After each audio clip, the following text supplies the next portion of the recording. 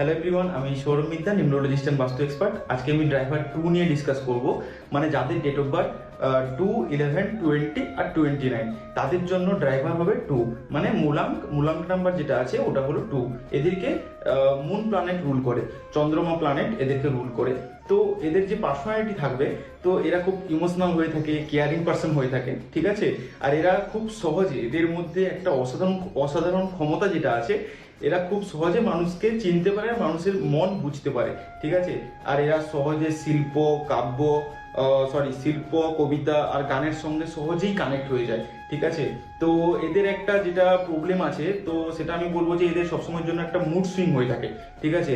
তো এই mood swing হওয়ার জন্য এরা কেরিয়ারেও আপ ডাউন হয়ে থাকে, এমনকি রিলেশনশিপেও ইস্যু হয়ে থাকে এই মুড সুইং এর জন্য।